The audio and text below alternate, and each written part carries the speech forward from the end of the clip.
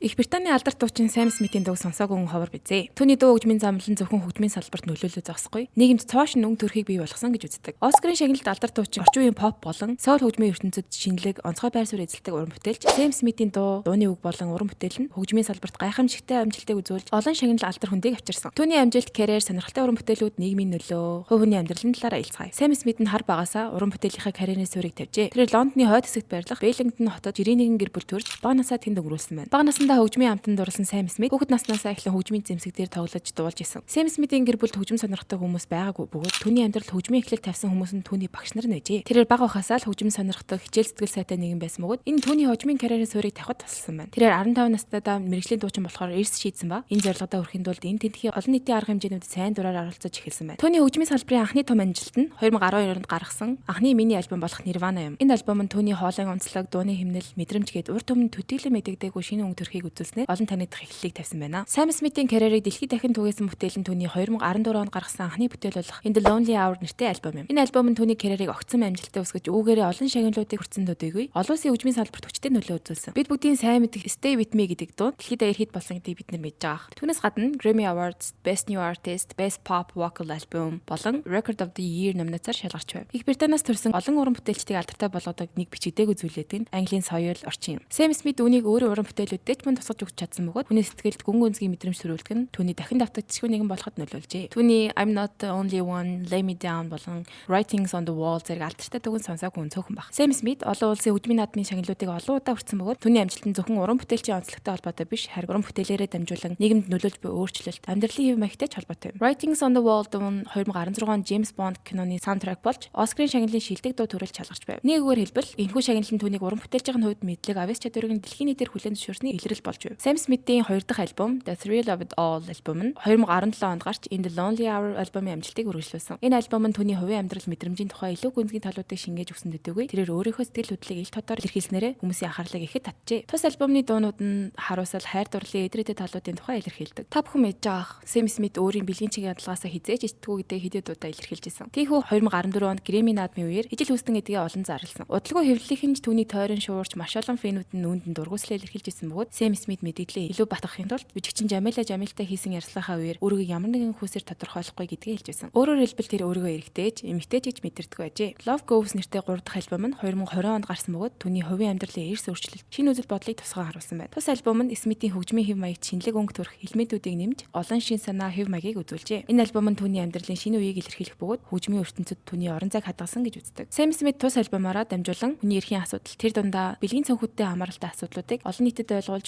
энэ төрлийн хүмүүсийг зөвөр ойлгохыг уриалсан байдаг. Тэрээр body dysmorphia disorder буюу dysmorphic эмэгтэй болсон бөгөөд үүнтэйг насан туршдаа тэмцсэний эцэст хүлээн зөвшөөрснөөр өвчнөө ялан дийсэн байна. Энэхүү өвчин хүн өөрийнхөө биеийн тодорхой нэг хэсгийг савгахтай, өөрөөр хэлбэл төгс бус гэж үзэх сэтгцийн нэгэн төрлийн эмгэг юм. Энэ төрлийн эмгэгийн хамгийн том жишээ нь алдарт дуучин Poppy хаан Michael Jackson гэдгийг та бүхэн мэдж байгаа. Gloria хэмээх шин цомогтой зориулан цээж нисгэн байдлаар зураг авалтанд оролцсон түүний эргэн ирэлтийн нэг дохио байсан юм. Хэдийгээр өрмөц байдал нь түүний фэнүүдийн игдүүцлийг хүргэж байгаа ч нөгөө талаараа хуц цагуурын шинэ өнгө төрхийг бий болгож байгаа нь зарим дизайнеруудын саашаалыг хүртээд байгаа гинэ. Жишээ нь өмдний гадуур бенз өмсөх, урт нэвсгэр хормоотой даашинз гэх мэт солиотой эч гэмээр галзууч гэмээр түүний этгээд төр төрхийн талаар та юу гэж боддог вэ? Олон төрлөөр өөрчлөгдөж хувирсан ч та түн туртай хэвээрээ байх уу?